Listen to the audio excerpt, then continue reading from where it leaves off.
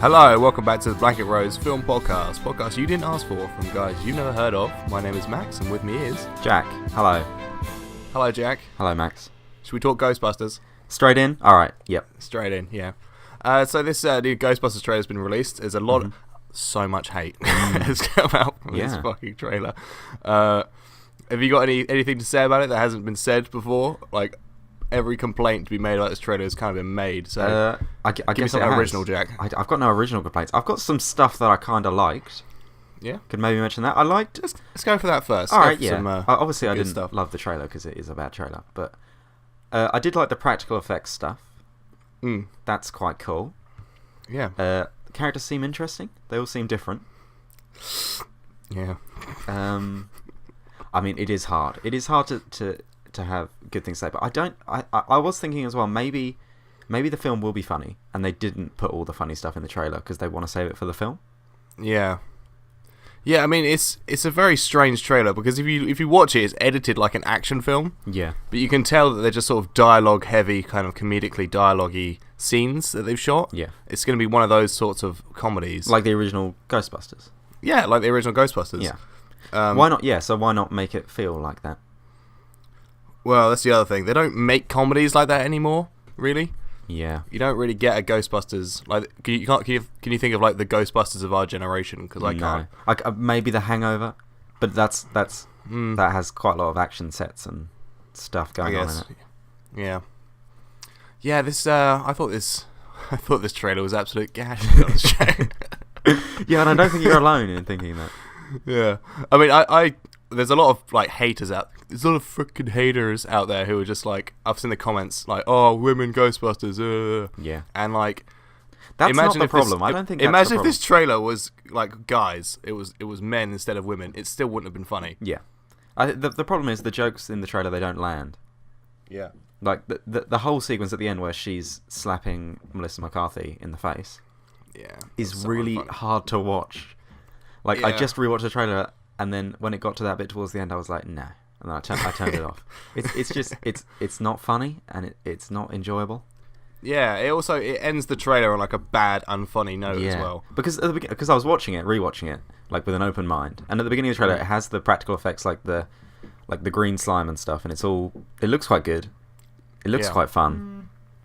So, I don't know. Yeah. What was I going to say? I don't really like it, if I'm honest. I don't like the misleading text at the beginning. It makes you think that it's in the same universe when it's just a reboot. Yeah. So that's going to be misleading. And also, it's hard to say why it's bad. It just is. When you watch it and you've seen the original, it's like, this didn't need the Ghostbusters branding. Yeah. This could sort of be anything. And as well, it kind of feels like it might be the same story again. They go catch all the ghosts, then all the ghosts escape at the same time. Then they've got to catch all the ghosts again. By defeating the big ghost. If they've gone ahead and done something different by hiring, casting women, make the story different, do a different story. Yeah. But, people like the same thing over and over again, don't they? But worse. Yeah. So that's what people want. We want it again, but worse. Yeah. I do like Kate McKinnon. She's the blonde one. I've seen her on SNL a couple of times, and she's actually like really, really funny. Oh, okay. She does really good impressions and stuff. Okay. So maybe it will be funny. Maybe it'll be like the funniest film. Her, so I'd totally bang Kate McKinnon. Okay. Cool. Side note there. With a side note. Maybe it will be like hilariously funny. But they have saved all the good jokes for not the trailer, which would be good. Maybe a second trailer comes out and it's got some more funny bits, and people are like, "Oh, okay." And then maybe the film comes out and it's like Bridesmaids level of funny, because it is the same crew as Bridesmaids, so they can make funny films. So I'm not giving up yet. Yeah, this is the first trailer, but I just wish that it would have been funnier for a comedy. I didn't laugh once. I didn't find anything funny. Yeah, and. That sucks, because I like to laugh at things, and disappointing. And I watched it before there was any, like, I watched it really early, like as soon as it got posted, it came up on my YouTube, and I watched it straight away, so there was no comments or anything on it. Okay. So I had no, like, pre-existing idea of what it would be, and I just... Instantly. Yeah. Instantly. Bit of a bummer. Yeah. Bit of a bummer. Anyway, but let's move on to something more exciting. Okay. JK Simmons has been cast as Commissioner Gordon in the Justice League film. Woohoo! That's pretty cool. That's pretty. Yeah, that's pretty nice. That's pretty sweet casting. Yeah. No, he's known as being the best ever casting choice in a comic book film. Yeah. As Spider-Man's, you know his name, don't you, Max? J. Jonah Jameson. J. Jonah Jameson, yeah. Which is hilarious and great, and he looks Yeah. exactly like him, and he sounds exactly like you think he'd sound, and it's great. Yeah. And I can totally see him as, even though he was perfectly cast, he was born to play J. Jonah Jameson, I can totally see him as Commissioner Gordon as well. Yeah. I can totally see him doing that, because he's an Oscar-winning actor. He's an incredible actor. One of the best working actors today. And, yeah, it's nice to see DC doing, like, casting well, because, like, a casting that no one's got any complaints with. Because you got the Gal Gadot Wonder Woman, people kicked off a little bit about that. You had the Ben Affleck Batman. Yep, the Jesus Christ. People really didn't appreciate that. People haven't really talked about it, like with the trailers, with the Batman trailers coming out. They're not like, oh, look how stupid he is. Like, we told you he'd be stupid. So I guess people were kind of wrong about that, because he does actually look quite good. I guess when you see someone dressed as Batman, you're not really thinking about the actor as much, I suppose. Yeah. Maybe when they are there in front of you as Batman, you're like, yeah, look, there's Batman. And obviously, we're not going to see him until Justice League. We're not going to see him in Batman v Superman, I assume, unless they kept that super under wraps. Yeah, I wouldn't have thought so. I wouldn't have thought so either. It would have been cool to see him in Suicide Squad, actually. I think about it. But that's totally done. Yeah, that's pretty in the can, right? Yep. Just had a bit of water. Yeah, I do like JK Simmons, and I think he's going to be great. So, although I was kind of hoping that he'd rejoin the Marvel universe as J. Jonah Jameson again. Like he could totally just play the role again, right? Even if it is a rebooted Spider-Man. I mean, sure, people would love it. I'd love it. I don't know whether Marvel, or I don't think I'd assume that in his contract with DC, he's not allowed to go over to Marvel. I assume that's kind of how it goes when you sign up for a team nowadays. You're like, yeah, I'm going to be playing Superman. You can't then go and play Thor. I don't know, because Ryan Reynolds played Green Lantern in Deadpool, and True.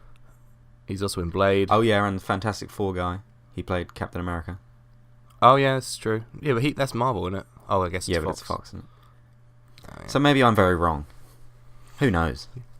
Who knows? I'd assume that's the situation. Plus, I wouldn't want to see the same, like, say a Spider-Man film and a Batman film come out in the same year, and you've got J.K. Simmons playing J. Jonah Jameson in a Spider-Man film, and he's playing he's playing Commissioner Gordon in Batman. Yeah. Yeah. A bit confusing. Probably confuse the everyman. He'd be like, is it the same guy? Same character? Yeah. He's got big shoes to fill as well, because Gary Oldman played the role the last 3 times. Perfect. And if you're gonna get anyone to fill his shoes, then it's got to be Whiplash, dude. He was so great in Whiplash. Yeah, if anyone's gonna do it, he's gonna do it. So that's good. Yeah. Are you ready for another bit of news? Oh, I'm so ready. So we got a couple of rumored Star Wars Episode 8 titles. Have you heard about these? No. Wow. Okay. Right. I think these are kind of just rumors, really, but it's kind of nice to discuss. Star Wars Episode 8: Tale of the Jedi Temple. Right. Star Wars Episode 8: The Order of the Dark Side. Right. They both sound a bit. They both sound a bit awful. What was the first one again? Something of the Jedi Temple? Tale of the Jedi Temple. Why not just Jedi Temple? Star Wars Episode 8, Jedi Temple. Star Wars Episode 8, The Jedi Temple? No, it's got to be like Tale of something, or Kingdom of Journey the Crystal Skull. Or Journey to the Core. The Core. I mean, sure. They're both awful, and clearly not what it's going to be. If it is either of those, that's pretty bad. Because The Force Awakens is sweet. I don't know. I'm not really on that so many big a levels. fan of The Force Awakens. It's just a bit broad. It sounds like a game title to me, still. Yeah. No, I think it just works on so many levels. Because it's the Force, like the Force, and then the Force of the Empire. So the Force Awakening, and then the Awakening of the new trilogies. It's just so good. Say this film is now called The Order of the Jedi of the Dark Side, yeah? The Order of the Dark Side. Imagine if it's called The Order of the Dark Side. That's the title. Okay. You see the film, that kind of alludes to, like, the dark side, the Sith coming back, wrecking shop. I think it alludes to some cool stuff. Yeah, I'm not a big fan of this Tale of the Jedi Temple one, though. That sounds boring. Yeah, that sounds really boring. Sounds like a documentary. What about maybe like a mixture of both, like a cocktail? Maybe like a... Tale of the Dark Side. Yeah. Or Order of the Jedi Temple. Order of the Jedi... That sounds gash. That doesn't even make sense. Yeah, they're both awful. There's not much else to say. Order of the Phoenix. Order of the Phoenix. That sounds good. Star Wars Episode 8. Why can't they just... The Half-Blood Prince. How would you feel if the name came out and it was Star Wars Episode 8, The Force Awakens 2? How would that make you feel? I mean, it'd be hilarious. I mean, that's the sort of thing they might do, because then people will be like, oh, the second one. Yeah, I mean, people probably do get confused. There's still people out there who probably think that Rogue One is Episode 8. Yeah. Well, so my girlfriend doesn't want to watch the Star Wars films very much because she's too confused by the titles, and when I try to explain, she's like, no. So, I mean, that makes me want to throw up that information. Well, it's just, I can understand a little bit, but at the same time, because I do understand, I don't really understand why she doesn't understand. You know what I mean? Just explain it. I've had to explain the Star Wars continuity numerous times to people. It's pretty easy. You just go, as long as they were made before 1990, you can watch them, and then as long as they were made after 2010, as most people call it, you can watch them. Yeah, pretty easy rules. And then just say the ones with Harrison Ford. Boom. Yeah. Oh, that's nice. And after that, yeah. Oh well. Maybe okay. Have you got any titles that you can think of? Maybe. It's quite an ask. The Force. Star Wars. Well, I go on. The Force Reborn. Oh, that sounds. What? Yeah, that's pretty bad. The last one was The Force Awakens. Yeah, that would get people confused, wouldn't it? That's pretty awful, actually. What about Star Wars Episode 8, Avenge Solo? No. I'm writing that down in case it gets taken. I don't think anyone's going to be taking that. So I can sue Disney. Okay. Because you have the claim. Alright, I guess we don't have any titles. Maybe people can comment their titles. Yeah, what do you think would be don't think about storyline or anything. What do you think would just be a general cool Star Wars title? Yeah. Something that's better than a fucking Attack of the Clones. Yeah. I think they found the pinnacle of all Star Wars titles though with The Empire Strikes Back. It just sounds like the coolest thing ever. They might go with they might try and use the word Empire in it. It wouldn't because it's the second part of a trilogy. Yeah, just as sort of a throwback. What about like Return of the Empire? Like The Empire Strike Again. No. There's a reason why I'm not on this board of people deciding. Oh, you're just taking old titles and just changing the last word of them. Yeah. The Force Awakened. Is that what I said? No, I think you said Force Reborn. Oh yeah, it doesn't matter. Let's move on to some Dark Side Reborn. Some light news. Are you aware that Lonely Island are making a film, Jack? Oh, that coffee's cold. No. Well, they are. Okay. Didn't they make Hot Rod? Yeah. Well, this is like I think someone. I don't think any of the members of the Lonely Island actually directed Hot Rod, did they? Yeah, they did. The Lonely Island, by the way, for listeners, are a band, an SNL YouTube band. Yeah. Featuring the one that everyone knows the name of, and then the other two. I can't even remember the name of him. Yeah, he looks like Jesse Eisenberg, except more stupid. He's like a Paul or a Andy Samberg. Yes. Brooklyn Nine-Nine. Yes, funny guy. So anyway, Lonely Island are making a film, and they've released the poster and a title for it. Now, as I say what it is, type in the name, and you can see the poster. All right? Okay. Into Google. You ready? A little bit of a combo. Listeners, if you're involved in this. All right, I'm ready. Ready? Yeah. Pop star. Pop. Never stop. Never stopping. No.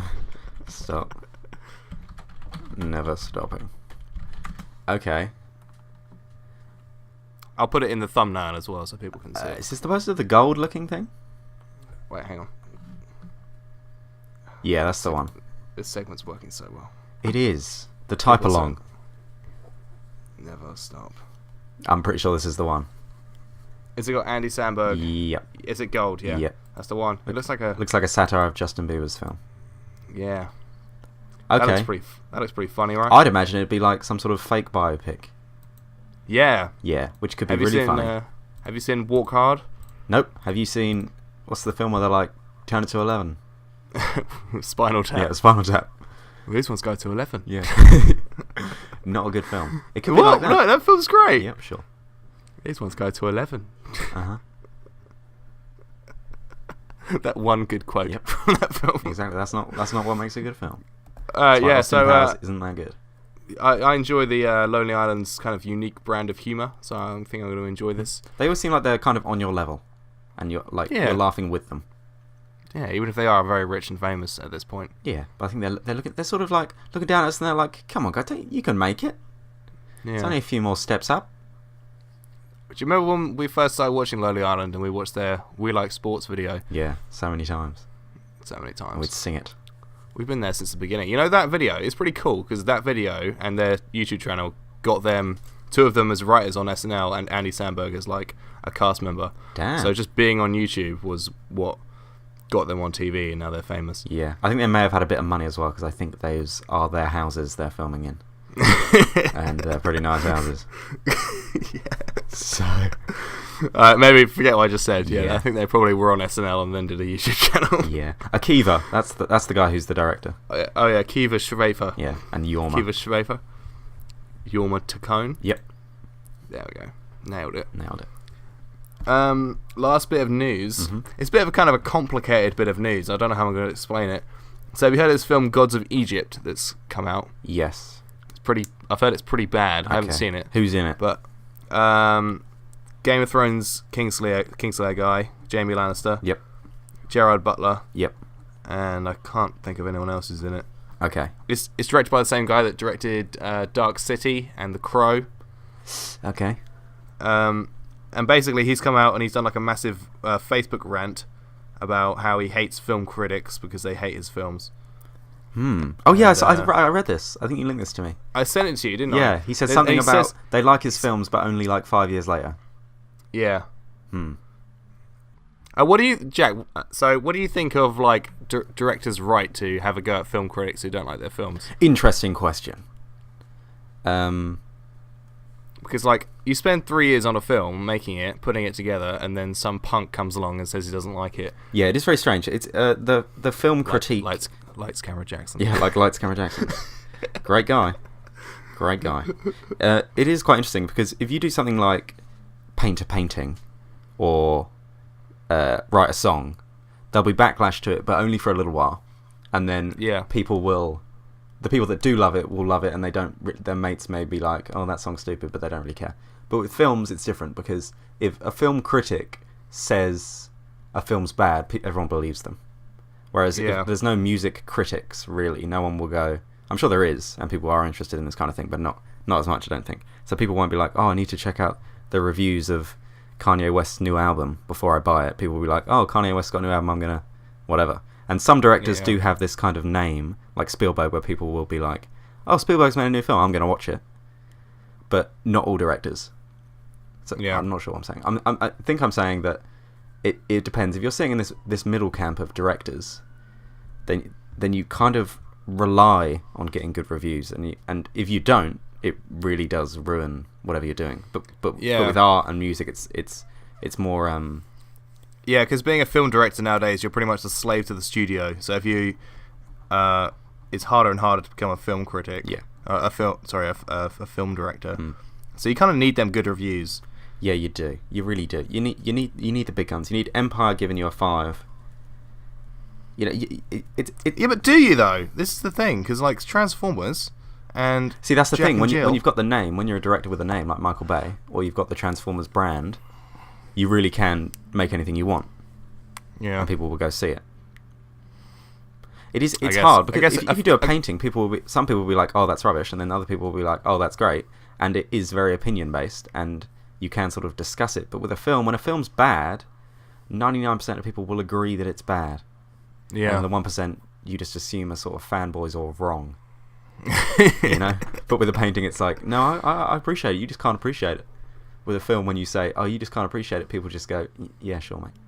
I don't know. There's some films out. There's plenty of art housey films out there that I watch, yeah. and I think this is sweet, and no one gets it. Sure, with films like that, sure, but with Hollywood films like Gods of Egypt, maybe when it's bad, it's obviously bad. I do want to see it though. Yeah, honestly, I like those kind of films. I've seen the trailer and it looks crazy. Nice. So, yeah. I don't know. I get the fact that this director has come out and said these things to film critics, because film critics are kind of, bastards, really. A little bit. We are. We are. Yeah, we're not really film critics. We don't really have much certified on nothing. Yeah, that's what we are. Anyway, Jack, let's move on to what you've been watching, Jack. Okay, haven't watched much, but I have got one film written down, which I did watch. I watched a film called Barista. Barista? Yeah, Barista. It's like it's not like a documentary. It is a documentary about people who make coffee. A barista is a person who makes coffee professionally. Yeah. And the film's basically about them getting ready to go to this barista competition, where they get judged on stupidly crazy things like steam on the machine and droplets of water, like on the ground around where they make the coffee, and they have to do everything perfectly. And like, there's a point system.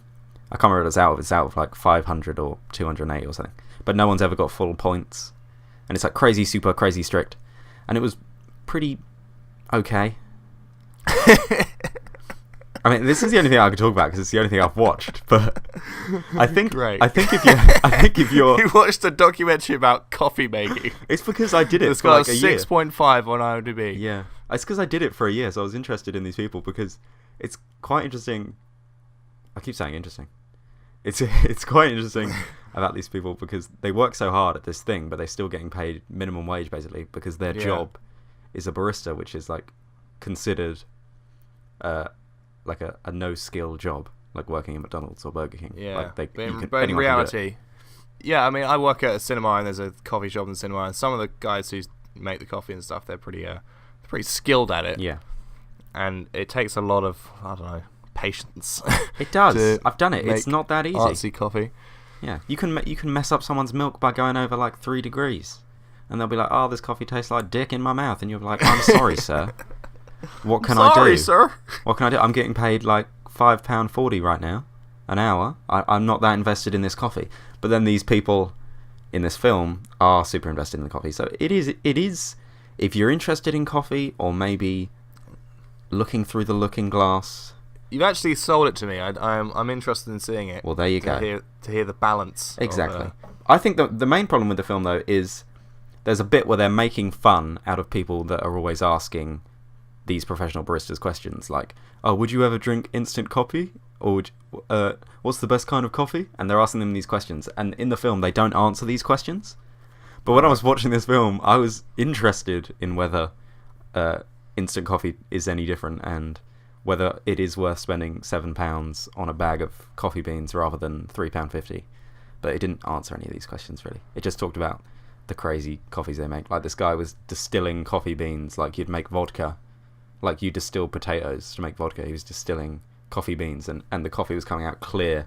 And apparently it tasted sweet, according to him. Obviously I couldn't taste it when I was watching the film, but that sounds alright. Yeah. Well, it doesn't sound like that was it. That was what it was about, the differences and stuff. Maybe a documentary, like a cutting edge documentary about supermarkets, or like sure, yeah, the difference. Like something like that might have answered your questions, Jack. But I mean, yeah, if you want to go into this and you're thinking you're going to learn loads about coffee, you're not really. You're just going to sort of watch them do it in front of you. Damn, that's what I wanted. Yeah, it is quite interesting. The characters are quite good. Yeah, give it a watch. Give it a watch if you're interested. But I wouldn't. Cool. I wouldn't recommend it really. All right. What you watched, Max? I've watched every episode of Episodes. Damn, I've also watched every episode of Episodes. It's pretty good, right? Yeah, it's pretty good. It's pretty good. It varies in quality from episode to episode, season to season. I watched them all in a row, and the music, the dingle dingles between each scene got quite annoying. It's very annoying. The opening scene as well is very annoying. And also, I discussed it maybe last week or the week before about previously on. There's a previously on every episode, and then the intro credits. And I've discovered why I don't like previously ons is because they edit the previously ons in reference to the episode, so that they'll introduce a character in the previously on. Oh, yeah. Previously on, Joey, Matt LeBlanc's Stalker or whatever. Mm-hmm. So you know that the Matt LeBlanc Stalker is going to be featured in the episode. Yeah. So it's kind of like a spoiler for the episode a little bit. And it irritates me. And it's just not binging material to watch it with a previously on. They should just cut them out on Netflix. Just cut them straight out. Don't need them. Yeah, pretty good. Matt LeBlanc is on fire in that show. He's the best thing about it. Yeah, he's great. He's so funny. One of the problems I have with that show is I don't like shows where... God, how can I put this? I don't like shows where characters just sort of do whatever they want. Where you can't really follow what you think a character's going to be like. Because they never stick to a certain character trend. So, like, if you watch Breaking Bad, Bryan Cranston's character, you could say with confidence that he wouldn't do something and he would do something else. But in episodes, it's kind of the problem of you don't really know what anyone's capable of.